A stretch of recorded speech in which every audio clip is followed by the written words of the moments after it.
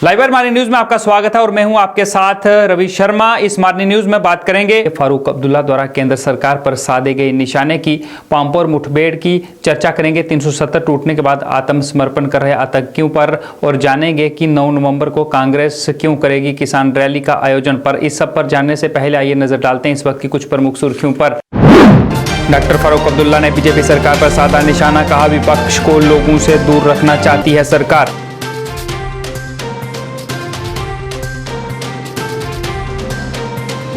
पांपोर मुठभेड़ समाप्त, 2 आतंकी ढेर, एक ने किया आत्मसमर्पण, क्रॉस फायरिंग में एक नागरिक की भी हुई मौत।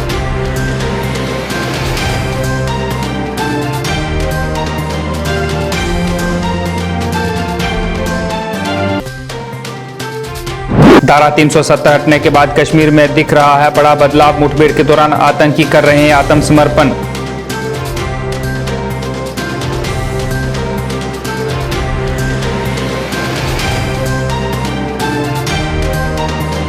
बीजेपी जनता दल यूनाइटेड ने गुपकार घोषणा पत्र के जरिए लोगों को गुमराह करने का लगाया आरोप, कहा विपक्ष कर रहा है राजनीति।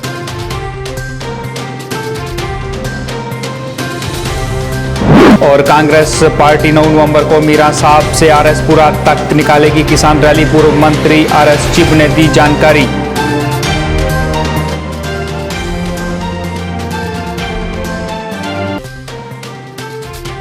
अब समाचार विस्तार से। अनुच्छेद 370 टूटने के बाद आज पहली बार डॉक्टर फारूक अब्दुल्ला और उमर अब्दुल्ला जम्मू पहुंचे, जहां उन्होंने कार्यकर्ताओं को संबोधित किया। इस दौरान उन्होंने बीजेपी सरकार पर निशाना साधा। उन्होंने कहा कि सरकार अपनी नीतियों को जम्मू कश्मीर के लोगों पर थोप रही है। उनका मकसद विपक्ष को कमजोर और आम लोगों से दूर करना है। उन्होंने कहा कि जम्मू कश्मीर के लोगों के साथ धोखा किया गया है, जिसे यहाँ के लोग बर्दाश्त नहीं करेंगे। इस दौरान 370 का मुद्दा भी उठाया और कहा कि इसे तोड़कर सरकार लोगों के हकों को खत्म करना चाहती है। इस अवसर पर उन्होंने लैंड लॉ और अन्य नीतियों का जिक्र किया और कहा कि इस सब से वो लोगों को बदलाना चाहते हैं। उन्होंने कार्यकर्ताओं से एकजुट होकर मौजूदा स्थिति का सामना करने की भी अपील की। लोगों से वादे किए, झूठ वादे, कहा कब तक इनको इस्तेमाल करोगे अपने वोट के लिए? तुमने सिर्फ इनको वोट के लिए इस्तेमाल किया, इनको कुछ दिया नहीं। और फिर ये कहते हो नेशनल कॉन्फ्रेंस एंटी नेशनल है। भाई साहब ऐनक जरा ठीक करो, तुम्हारा नंबर जरा कमजोर हो गया है। जरा किसी अच्छे आंखों वाले डॉक्टर के पास जाओ, अपनी ऐनकें बनवाओ।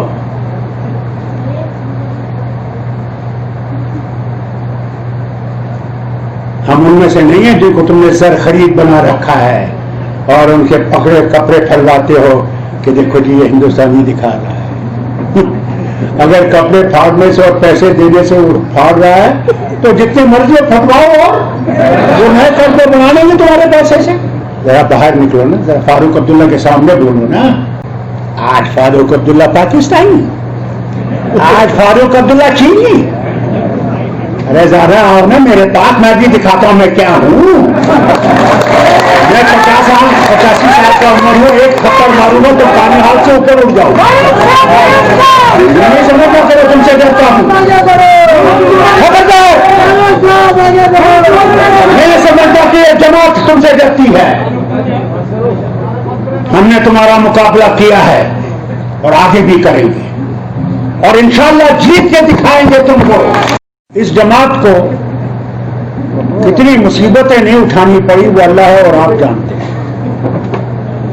यहाँ के मुसलमान को, सिख को, ईसाई को, हिंदू को अभी शुरुआत हुई थी तो कहते थे कि पाकिस्तानी लोग, और बार बार यही कहते थे।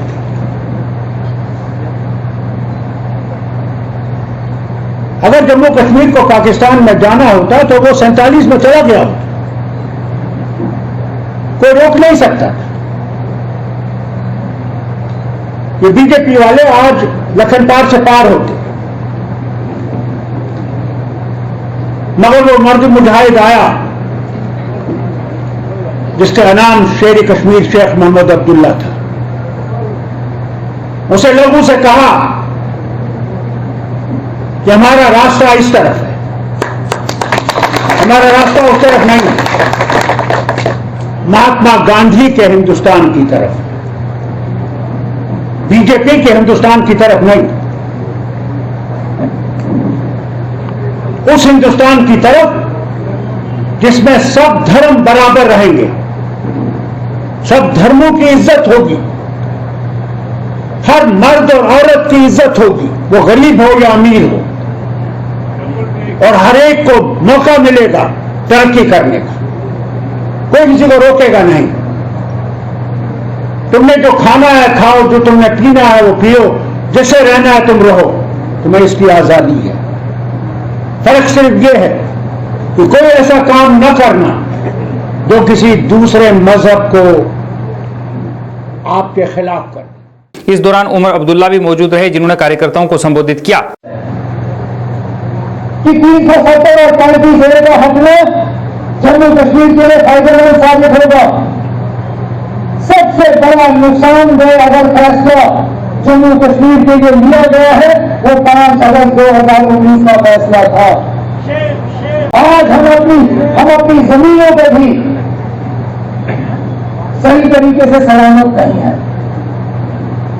और हम बार बार उस वक्त कहते थे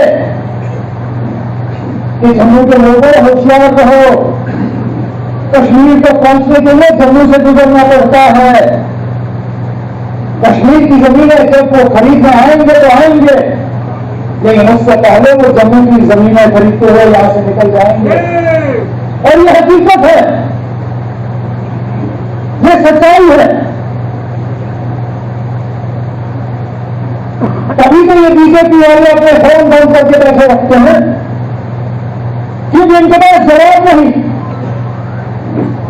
जब ये कहते थे कि हमें वज़ीर आज़म साहब ने यकीन दिलाया है कि हमारी जमीनों को कोई खतरा नहीं, हमारे रोजगार को कोई खतरा नहीं, हमारे बच्चों के स्कॉलरशिप को कोई खतरा नहीं,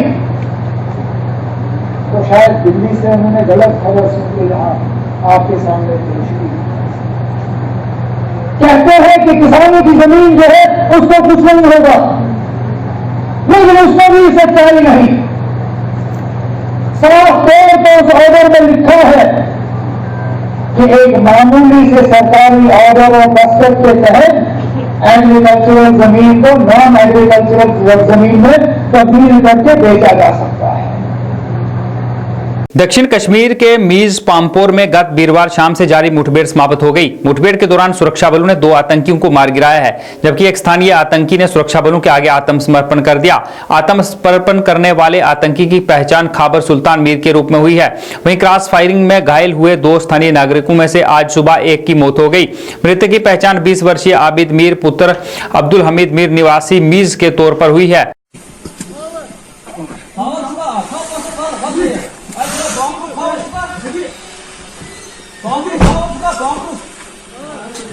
जैकेट खोलने में उनके गांव से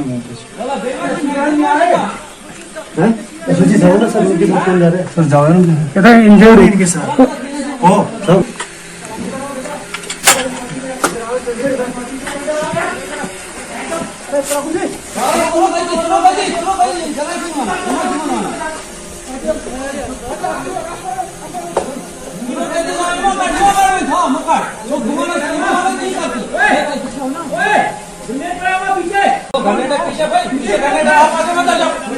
Then we'll interrogate and find out the whereabouts if there are any more. Stay alert. आजा इधर आजा कोई बात नहीं आजा। सुरक्षा बलों ने सर्च ऑपरेशन चलाने के बाद मुठभेड़ स्थल से हथियार व गोला बारूद भी बरामद किया है। इस मुठभेड़ के बारे में डीआईजी साउथ कश्मीर अतुल गोयल ने पत्रकार वार्ता में विस्तृत जानकारी दी। एक स्पेसिफिक इंफॉर्मेशन पे पुलिस और सिक्योरिटी फोर्सेस ने एक ऑपरेशन लॉन्च किया लालपुरा रामपुर में, और जैसे ही जॉइंट पार्टी वहां पहुंची है तो वहां छुपे टेररिस्ट ने बहुत हैवी फायर गोला ग्रेनेड चलाए, जिसकी वजह से 2 सिविलियंस इंजर्ड हो गए थे।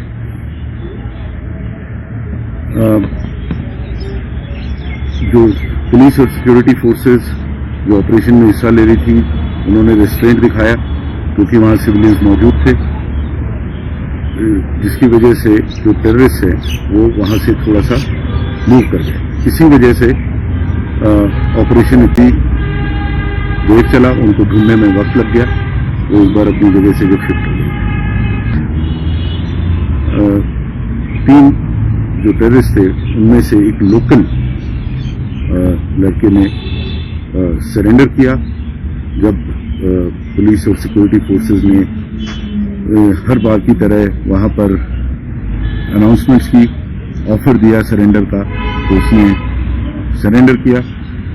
और जो बाकी 2 टेररिस्ट थे वो अब न्यूट्रलाइज हो चुके हैं। हमारी तरफ से यही मैसेज है कि जो भी मेन स्ट्रीम में नॉर्मल लाइफ जीना चाहे, जिसने गलती की है गन उठा के, वो वेलकम है। He can come. ऐसा ही जरूरी नहीं कि ऑपरेशन के दौरान सरेंडर करें, अगर पहले भी करना चाहें तो they are welcome and we will welcome. ये बेहद खुशी की बात है कि जो भटके हुए यूथ हैं जिन्होंने गन उठाया बहकावे में आके, वो सरेंडर कर रहे हैं, चाहे लाइव ऑपरेशन के दौरान हो चाहे अदरवाइज हो। ये इनकरेजिंग साइन है और ये क्लियर दिखाता है कि जो यूथ है उनका जो मन है मिलिटेंसी से और टेररिज्म से वो उठ चुका है। Large quantity of arms ammunition was recovered including 2 AK series rifles and lot of ammunition. BJP के वरिष्ठ नेता आसिफ मसूदी ने कहा कि न्याय भूमि कानून जम्मू कश्मीर के लोगों के खिलाफ है और हमारे पास सीमित संसाधन और भूमि है जो आने वाले भविष्य में हमारे परिजनों और बच्चों को समान रूप से वितरित नहीं होगी। मसूदी ने इस आदेश में बदलाव करने की मांग की। मसूदी ने गुपकार घोषणा पत्र पर कहा कि इसके जरिए राजनीति की जा रही है। उन्होंने सरकार से जम्मू कश्मीर को रियासत का दर्जा वापस देने की मांग की। देखिए, जम्मू कश्मीर के साथ जो वादा किया सेंट्रल गवर्नमेंट के, हम स्टेटहुड वापस करेंगे, देश के प्रधानमंत्री ने, मुझे लगता है उनको वो वादा पूरा करना चाहिए जम्मू कश्मीर के लोगों के साथ और वो स्टेटहुड वापस करना चाहिए। इसी तरह जम्मू कश्मीर के लिए भी था, जम्मू कश्मीर को ये दर्जा वापस मिलना चाहिए कि लैंड लॉ जो बने यहाँ पर, हर एक को हम यहाँ अलाउ करेंगे। तो जम्मू कश्मीर में इतनी ज़मीन नहीं है, ये हमारे सब जम्मू कश्मीर के लोगों के, चाहे हिंदू हो, सिख हो, ईसाई हो, मुस्लिम हो, कोई भी किसी भी जात से हो, किसी भी मजहब से हो, उनके लिए एक सर्टिफिकेट थी। और जम्मू हमारे साथ वादा किया गवर्नमेंट ऑफ इंडिया ने कि हम इसके साथ जो लैंड लॉ है उनके साथ नहीं छेड़ेंगे। अगर इंडस्ट्रीज का मसला है, इंडस्ट्रीज को देना चाहिए, उनमें तो हमें कोई आपत्ति नहीं है, मगर जितना आम लोग यहाँ रहने आएंगे तो उसमें हमारे यहाँ की लैंड जो है वो लिमिटेड लैंड है, उसमें इतना पॉपुलेशन रह नहीं सकते है। जम्मू कश्मीर की पॉपुलेशन दिन ब दिन बढ़ती जा रही है। कश्मीर के लोगों के साथ, जम्मू कश्मीर के आवाम के साथ, जम्मू कश्मीर के यूथ के साथ, यहाँ के बेटी बहुओं के साथ हमें वो इंसाफ करना, वो हमें थोड़ी चेंज इसमें करना पड़ेगा, क्योंकि जम्मू कश्मीर हिंदुस्तान का ताज है, हमेशा रहा है, आगे भी रहेगा। ये कहीं जाने वाला जम्मू कश्मीर नहीं है, ये जम्मू कश्मीर हिंदुस्तान के साथ है। जम्मू कश्मीर हिंदुस्तान का अटूट अंग रहेगा, था भी, रहेगा भी। कि गुपकार डिक्लेरेशन जो है उनका अपना एजेंडा है, वो सारी पार्टियां एक हो गई, जम्मू कश्मीर की पार्टियां, रीजनल पार्टियां जो है, उनके साथ साथ कांग्रेस भी अंदर अंदर से उनसे मिली है। तो बाकी जितने भी पार्टी है, रीजनल पार्टियां, वो सब अंदर से इसी एक प्लेटफार्म पर काम कर रही है। चाहे वो नई पार्टियां बन गई है, चाहे वो पुरानी पार्टियां, रीजनल पार्टियां हैं, सब एक प्लेटफार्म पे वो काम कर रही है। भारतीय जनता पार्टी एक वाहिद जमात है जो देश के लिए काम करेगी, रियासत जम्मू कश्मीर के लिए काम करेगी। वहीं जम्मू कश्मीर के पूर्व उप मुख्यमंत्री कविंद्र गुप्ता ने भी गुपकार घोषणा पत्र पर कहा कि विपक्षी दल लोगों को गुमराह करना चाहते हैं, मगर इससे उन्हें कुछ हासिल नहीं होगा। देखो, गुपकार अलायंस बनने से क्या फायदा होगा किसी को। धारा 370 हमारे यहाँ पर अलगाववाद लाई, आतंकवाद लाई, ये परिवारवाद, भ्रष्टाचार, ये सारी चीजें धारा 370 के कारण से आई। ये नेहरू और शेख अब्दुल्ला की गलतियां आज तक हम भुगत रहे थे, लेकिन भारतीय जनता पार्टी की सरकार ने चाहे जनसंघ के रूप में, किसी भी रूप में जो वादा किया था उसको निभाया है और लोगों को राहत दी। अब यहाँ पर कौन सा, हम दूसरे देशों में जाते हैं तो 5 या 7 साल बाद वहाँ पर हमें ग्रीन कार्ड मिल जाता है, वहाँ के हम नागरिक बन जाते हैं। लेकिन वाल्मीकि समाज जो लगातार 70 सालों से रह रहा है, हमारे ये अपने वेस्ट पाकिस्तान रेफ्यूजीज या गोरखास, इन लोगों ने महाराजा की सेना में इससे पहले भी बहुत बड़ी बड़ी लड़ाइयाँ लड़ी हैं, लेकिन अपने ही देश में रहने का अधिकार नहीं है। कहाँ की विडंबना है।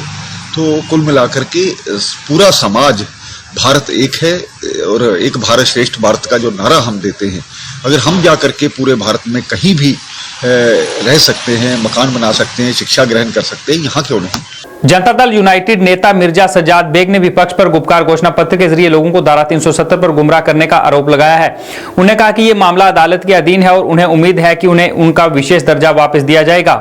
ये जो ये जम्मू गए हैं, प्रोटेस्ट कर रहे हैं, मुझे नहीं लगता ये ठीक चीज़ है। 370 का जो मामला है वो अभी कोर्ट की लड़ाई है। कश्मीरी सारे 370 के हक में है, 370 वापस दे दो। जेडीयू उससे भी ज्यादा हक में है, क्योंकि जेडीयू के 26 मेंबरों ने वहां पर पार्लियामेंट में बाइकाट किया कि हम 370 को तोड़ने के हक में नहीं है। यह हमारी पहली पहल थी। अब जो हमारी दूसरी पहल है, ये जो अब ये कर रहे हैं, ये नाटक जो ये कर रहे हैं, अब ये जमाते, ये गुपकार डिक्लेरेशन जो ये जमाते नाटक कर रहे हैं, इसको मैं नाटक कह रहा हूं, ये चलेगा नहीं अब ज्यादा देर। आप देख लीजिए, जब इनके पास पावर था तब इन्होंने इसको मुस्तकबिल क्यों नहीं किया, तब इन्होंने असेंबली में इसको पास क्यों नहीं किया। जब इनके पास फुल मेजॉरिटी में असेंबली थी तब इन्होंने इसके बारे में क्यों नहीं सोचा। आज ये अपना इन्होंने जो किया, अपनी गलतियों पर पछता रहे, अब उसको ठीक करने की जरूरत कर रहे हैं। लोग इनको नहीं मान रहे। अब ये जम्मू गए, जम्मू में भी शायद अब ये उधर इधर करेंगे, कहते हैं लोग हमारे साथ कहां से आएंगे, इनके साथ लोग है ही नहीं। अब ये नाटक कर रहे हैं, इससे कुछ नहीं होगा।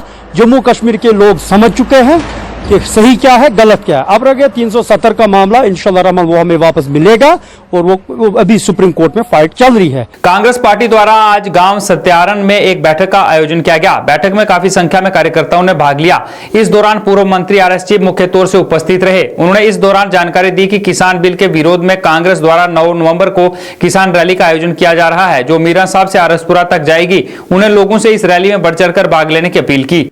एसडीएम को एक मेमोरेंडम दिया जाएगा, जो मेमोरेंडम अल्टीमेटली उसका जो लिस्ट है वो राष्ट्रपति के पास पहुंचेगा।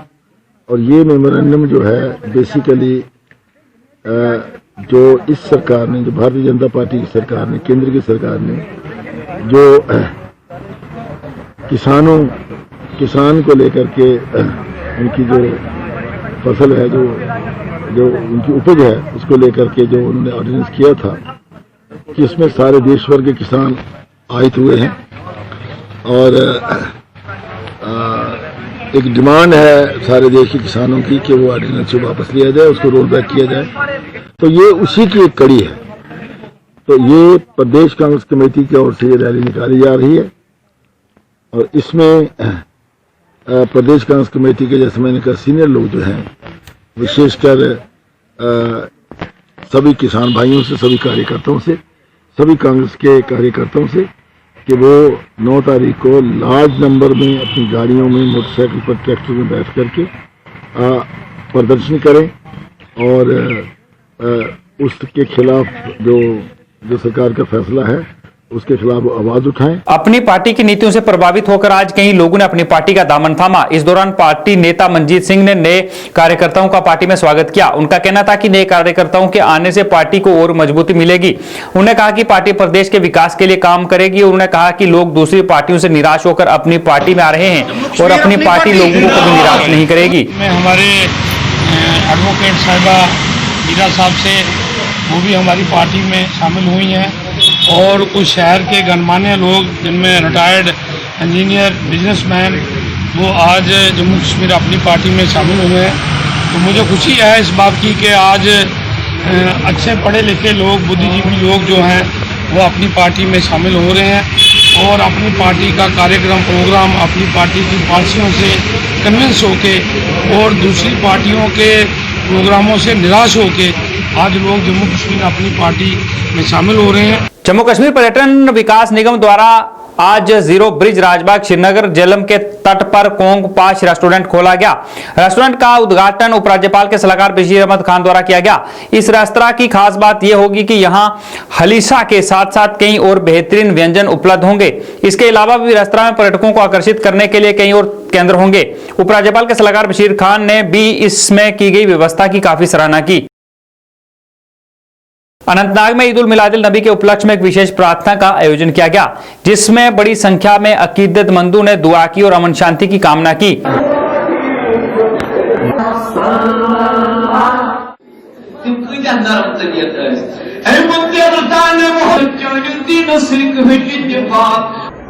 प्रेसिडेंट औकाफ गुलाम हसन साहब, और आपको पता ही होगा इससे पहले भी हम हर बड़े दिन पर यहाँ लोगों को ज़ियारत करवाते हैं।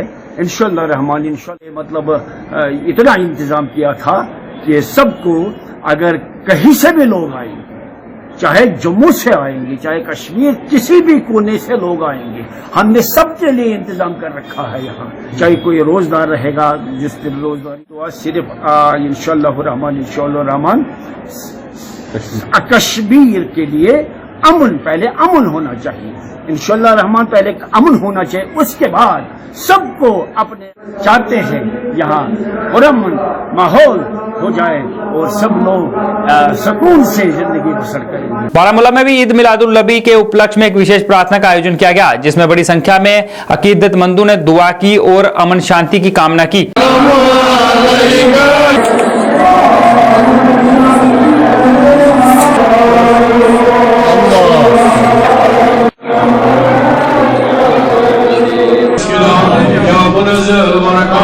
और वादी कश्मीर के लोगों को बिलखुसूस मिलाद नबी सल्लल्लाहु अलैहि वसल्लम की मुबारकबाद पेश करता हूँ। चूँकि पिछले जुम्मा यहाँ पर जो 12 रबीउल अव्वल का दिन था, उस मौके पे यहाँ पर तबरुकात की निशानदेही नहीं की गई। एडमिनिस्ट्रेशन के कहने के मुताबिक चूँकि आजकल जो कोविड-19 जो चल रहा है, इसकी वजह से लोगों को एहतियात बरतने के लिए उन्होंने कहा था, लेकिन हमने लोगों का जो रश था पिछले जुम्मा यहाँ पर बहुत रश था, लोगों ने इसरार किया, तो उस इसरार के मुताबिक हमने एडमिनिस्ट्रेशन के साथ बात की। एडमिनिस्ट्रेशन ने हमको ताउन दिया, जिसमें डीसी साहब यहाँ के चेयरमैन साहब म्यूनिसिपल कौंसिल बारामूला के, उन्होंने भी इसमें पहल की, तो हम उनके शुक्रगुजार हैं। कि मुबारक की वसादत से हमें इस मूजी बीमारी से इस कौम को तमाम इंसानियत को शिफाई कामिला अता करे। भारतीय जनता पार्टी द्वारा आज शोपियान में एक बैठक का आयोजन किया गया। बैठक में काफी संख्या में कार्यकर्ताओं ने भाग लिया। इस दौरान भाजपा नेता जावेद कादरी मुख्य तौर से उपस्थित रहे। बैठक में डीडीसी चुनावों की रणनीति निर्धारित की गई। बैठक में जानकारी देते हुए जावेद कादरी ने बताया कि ये चुनाव आवश्यक हैं, क्योंकि इससे जमीनी सतह पर विकास होगा।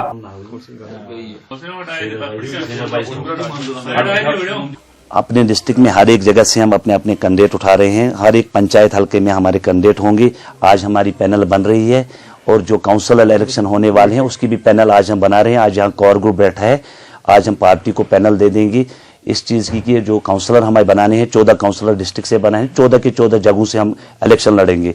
और 98 हल्के हैं हमारे पंचायत इलेक्शन के, तो 98 हल्कों से हम इलेक्शन लड़ रहे हैं और हर एक हल्के से हमारे नुमाइंदे इंशाल्लाह जीत के आएंगे। जिला रामबन में एनजीओ रोशनी फाउंडेशन द्वारा एक जागरूकता कार्यक्रम का आयोजन किया गया। कार्यक्रम में ग्रामीण लोगों को कोरोना महामारी के प्रति जागरूक किया गया और इससे कैसे बचा जाए इसके बारे में जानकारी दी गई। इस दौरान बढ़ते प्रदूषण और इससे कैसे बचा जाए के बारे में भी लोगों में जागरूकता फैलाई गई। रोशनी फाउंडेशन के अध्यक्ष शबीर अहमद मीर ने कहा कि जब सब लोग साथ मिलकर महामारी और प्रदूषण जैसी बीमारियों से लड़ेंगे, तभी इन बीमारियों का खात्मा हो सकेगा। ये जो हमने कल ऑर्गेनाइज किया है medical aid, free medical aid camp, awareness camp, ये हमें डायरेक्शंस है मिनिस्टर आयुष से, वहाँ सेंट्रल वहाँ से। तो ये जो हमारे director ISM doctor Mohan Singh, ISM department के जो डायरेक्टर हैं हमारे, तो उनकी इसमें सुपरविजन में, उनके डायरेक्शन में, गाइडलाइंस में हमने ये ऑर्गेनाइज किया है। हम ये कर रहे हैं कि रूरल फार फ्लंग एरिया में उन लोगों के लिए जो गरीब तबका है ज्यादा, या जो अनहाइजीनिक, जहां उनकी फैसिलिटीज बहुत सारी प्रोवाइड वहां पे नहीं होती है, तो वहां पे हमारी कोशिश ये रहती है कि हम वहां पे ऐसे कैंप ऑर्गेनाइज करें। वहीं हिलाल अहमद ने कोविड-19 के बारे में लोगों को जागरूक किया और रोग प्रतिरोधक क्षमता बढ़ाने वाली दवाइयां भी वितरित की। जैसे कि एक रोशनी फाउंडेशन की तरफ से कल एक प्रोग्राम जो मुनक्किद हुआ, जो कि एक दूर दराज इलाके में गुजरना और लांबर के इलाके में हमने किया, तो वहाँ पे हमारे जो आईएसएम डॉक्टर भी हमारे साथ थे। तो हमारा यही इसमें रोल था कि लोगों तक हमने ये पैगाम पहुँचाया। लोगों को हमने कोविड-19 की गाइडलाइंस कुछ बताई, जैसे कि मास्क पहनना है ज़रूरी, बाहर निकलना है मास्क को ज़रूरी पहनना है, सोशल डिस्टेंसिंग का जो है वो हमने वहाँ पे लोगों को बताया। जो कुछ दवाइयाँ जो है इम्यूनिटी बूस्ट की दवाइयाँ हमने वहाँ पे डिस्ट्रीब्यूट की, जहाँ पे हमारे आईएसएम के डॉक्टर वो भी साथ में मौजूद थे। उप संभागीय पुलिस अधिकारी गंदो मोहम्मद नवाज खांडे और एसएचओ गंदो बलेसा अरुण शर्मा ने गंदो बलेसा में आगामी डीडीसी चुनावों के संबंध में सभी पुलिस अधिकारियों के साथ बैठक की। इस दौरान चुनावों पर चर्चा की गई। इस अवसर पर पूरे बलेसा में चुनाव के दौरान कानून व्यवस्था के रखरखाव का समूचा आचरण सुनिश्चित करने के निर्देश दिए गए। भी जो मशहूर है चोर वोर उनको भी बुलाना बीच में हाजियां रखी, थोड़ा हिला के रखना है सिस्टम पूरा, ढीले स्टाइल से नहीं बैठना। प्राथमिक स्वास्थ्य केंद्र काकापुरा तकनीकी रूप से उन्नत स्वास्थ्य केंद्र है। पीएचसी काकापुरा में नई और बेहतर मशीनें स्थापित की गई हैं। पीएचसी में किसी भी समय किसी भी आपात स्थिति के लिए कुशल सेवाओं के साथ उपलब्ध और तैयारी है। Day in and day out वो काम कर रहे हैं और आई होप कि अगर हम चाहें, जैसे अभी आज के डेट में हमारा दूसरा सेंटर यहाँ पे है, 2-3 सेंटर से दाएं बाएं जो चल रहे हैं, वहां भी ये सारे काम हो रहे हैं, वहां भी ये काम कर रहे हैं। हाँ, कोविड की वजह से कोई इसमें प्रॉब्लम आ गई थी जिसकी वजह से हमें फंक्शंस बंद करनी पड़ी, बड़ी सारी फंक्शंस बंद करनी पड़ी। तो लेकिन समय रहते आज के डेट में अभी आप देख रहे हैं कि it is going back to the normal, अभी आहिस्ता आहिस्ता नॉर्मल पे आ रहा है। और उन्होंने भी ओपीडी आपका शुरू कर दिया, या कहीं कहीं आईपीडी, जैसे हमारा एसडीएच है, उन्हें भी आईपीडी शुरू कर, डेंटल प्रोसीजर शुरू कर लिए। यहाँ पे आप देख रहे हैं कि यहाँ इम्यूनाइजेशन भी चल रही है, आपने खुद देखा। यहाँ पे देख रहे हैं एक फीमेल ओपीडी है, एक जेंट्स ओपीडी है, दोनों चल रहे हैं। यहाँ पे देखा आपने, आपके सामने शायद ईसीजी हो रहा था किसी का, यहाँ एक्सरे हो रहा था अभी किसी का। लाइकवाइज जितनी भी चीजें यहाँ पे है तो ऑलमोस्ट सारे, हाँ, जो सेकेंडरी केयर उसके बाद आता है सेकेंडरी केयर, जिसमें अब माइनर ओटी है, यहाँ पे आपने देखा छोटा मोटा ऑपरेशन थिएटर है, जो छोटी मोटी प्रोसीजर्स होते हैं वो कर लेते हैं। लेकिन इसके बाद क्या होता है, जो स्पेशलाइजेशंस होते हैं वो यहाँ पे नहीं हो सकती है, तो स्पेशलाइजेशन के लिए आपको इनको दूसरे हॉस्पिटल्स में रेफर करना पड़ता है। पीएचसी टेलीविजर्स का अपनी मांगों को लेकर आज भी प्रदर्शन जारी रहा। उन्होंने कहा कि वो अपनी मांगों को लेकर काफी समय से धरना प्रदर्शन कर रहे हैं, लेकिन उनकी मांगों को पूरा नहीं किया गया है। उन्होंने कहा कि उनकी जायज मांगों की तरफ गौर करने के बजाय सरकार आत्मसमर्पण करने वाले आतंकियों के लिए रिहैबिलिटेशन पॉलिसी बनाने में व्यस्त है। उन्होंने इसकी निंदा भी की और उनकी मांगों को पक्का करना, मिनिमम वेजेस एक्ट लागू करना और बकाया वेतन देना शामिल है, इसे पूरा करने की मांग की।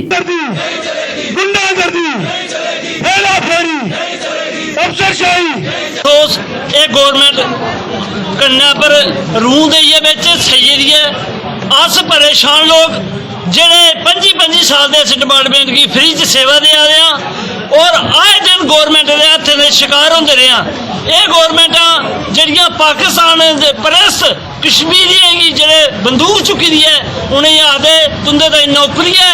और जम्मू के देशभक्त लोग अपने देश के प्यार करने वाले और इस देश की भारत माता की जय बोलने वाले लोगों धक्के दिते जा रहे हैं।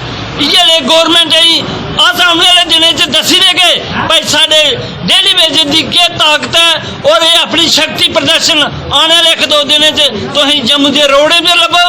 जम्मू नेशनल हाईवे पर वाहन दुर्घटना में लापता हुए पुलिस संचालक अल्ताफ राठौर का अभी तक कुछ पता नहीं चल पाया है। वह कुछ हफ्ते पहले तक एक हादसे में लापता हुए थे। उनके परिवार के सदस्यों ने मौन विरोध किया, उनका पता लगाने की मांग की।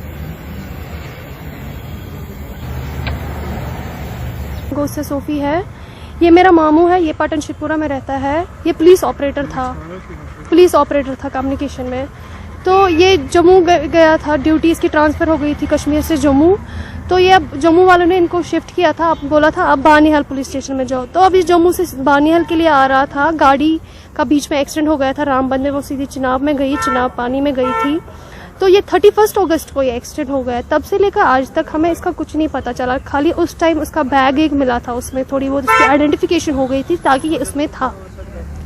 हम अब सब जगह गए, हम आईजी कश्मीर, आईजी आर्मड, हम हैदरपुरा हेडक्वार्टर के पास भी सब जगह जिसने जहां बोला हम वहां पे गए, लेकिन कोई हेल्प करने के लिए तैयार ही नहीं है। खाली बोला ठीक है करेंगे, करता कोई भी नहीं है।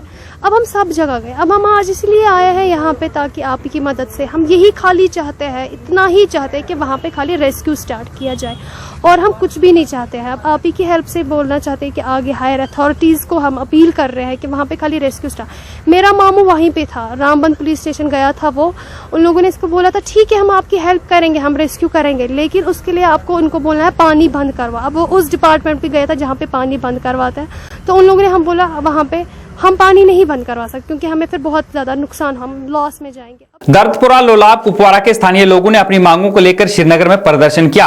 उनका कहना था कि उनके क्षेत्र में बुनियादी सुविधाएं उपलब्ध नहीं करवाई गई हैं, जिससे उन्हें काफी परेशानी आ रही है। उन्होंने सरकार से उनकी परेशानियां हल करने की मांग की और उन्हें सभी तरह की सुविधाएं उपलब्ध करवाने की भी मांग की। हमारे साथ हमारे साथ हमारी मांगे पूरी करो, हमारी मांगे पूरी करो, हमारी मांगे पूरी करो, हमारी मांगे पूरी करो, हमारी मांगे पूरी करो, हमारी मांगे पूरी करो। किसी को बड़ा किसी को बड़ा किसी को। मैं दर्दपुरा लोलाब का रहने वाला हूं। मेरा नाम है परवेज रसूल। सर, हमारे गांव में आज से 60 साल पहले 8 फुट रोड था मकाम से दर्दपुरा, वो आज भी 8 फुट है। मकामी लोगों ने इसकी जमीन आज से 20 साल पहले दी है, आज तक किसी भी गवर्नमेंट ने इसकी तरफ तवज्जो नहीं दिया है।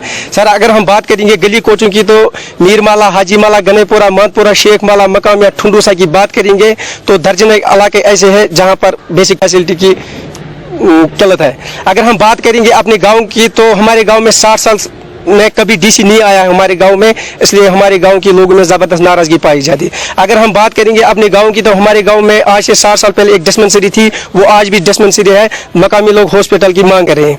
व्यापार समुदाय के सभी वर्गों की बैठक श्रीनगर में हुई। इसका उद्देश्य था कि सभी तरह के व्यापार करने वाले लोग एक साथ बैठक में शामिल हों। अध्यक्ष फारूक अहमद डार और उपाध्यक्ष फयाज अहमद भट्ट भी इस दौरान मौजूद रहे। उपाध्यक्ष फयाज भट्ट ने बात करते हुए कहा कि हमारा उद्देश्य एक निकाय बनाना है जिसके तहत लोकतांत्रिक तरीके से चुनाव होंगे। यह है कि पिछले 1 महीने से हम मुसलसल एक कोशिश कर रहे हैं इत्तेहाद के हवाले से, जो हमने कहा कि कश्मीर ट्रेडर्स मैन्युफैक्चरर्स फेडरेशन जिसके 4-5 फ्रैक्शंस है, हम चाहते हैं कि इसको एक ही मजबूत हम कश्मीर ट्रेडर, जैसे ये पहले से था 1944 से लगभग इसके 56 ईयर्स हो गए वजूद में आए हुए, इसके काफ़ी सारे प्रेसिडेंट आए हैं, मगर इसकी टर्न जो होती है 3 साल की होती है। 3 साल के बाद दूसरी टर्न भी होती है, लेकिन वो election through election process elected president आना चाहिए। लेकिन 2008 से लेकर आज तक कोई इलेक्शन नहीं हुआ, जो भी प्रेसिडेंट बना उसने कुर्सी नहीं छोड़ी। इसको मद्देनजर रखकर हमने एक महीने पहले एक आवाज़ उठाई कि इस ट्रेड को यूनाइट करने की हमने एक कोशिश की, जिसमें हमने फारूक अहमद डार जो कश्मीर इकोनॉमिक अलायंस का चेयरमैन भी है, उसको हमने कश्मीर ट्रेडर्स यूनाइटेड फोरम का चेयरमैन बनाया। वो तब तक उसका चेयरमैन रहेगा जब तक Kashmir traders manufacturers federation unite हो और इसका एक इलेक्टेड बॉडी आ जाए, तब तक वो फारूक अहमद डार इसका चेयरमैन है। जामिया मस्जिद नोहट्टा में लोगों ने प्रदर्शन किया। प्रदर्शनकारियों ने मीरवाइज मौलवी उमर फारूक को रिहा करने की मांग की। मीरवाइज को अनुच्छेद 370 के उन्मूलन के बाद से पिछले 1.5 साल से हिरासत में रखा गया है।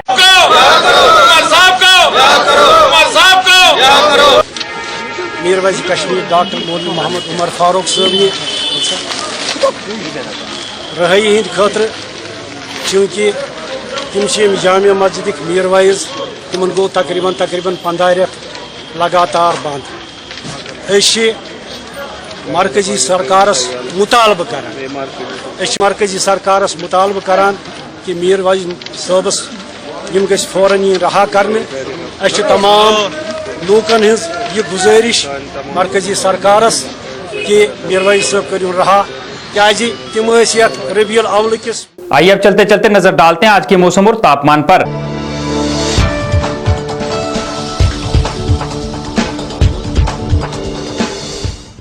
जम्मू में आज का अधिकतम तापमान 29 डिग्री सेल्सियस रहा, जबकि न्यूनतम तापमान 13 डिग्री सेल्सियस दर्ज किया गया। वहीं कश्मीर की बात करें तो कश्मीर में आज का अधिकतम तापमान 19 डिग्री सेल्सियस रहा, जबकि न्यूनतम तापमान 5 डिग्री सेल्सियस दर्ज किया गया। मौसम विभाग के अनुसार आने वाले 24 घंटे के दौरान जम्मू कश्मीर में मौसम साफ रहेगा। लाइव वायर मॉर्निंग न्यूज के इस अंक में फिलहाल इतना ही। मुझे और मेरी टीम को दें इजाजत, मगर आप देखते रहे लाइव वायर। नमस्कार।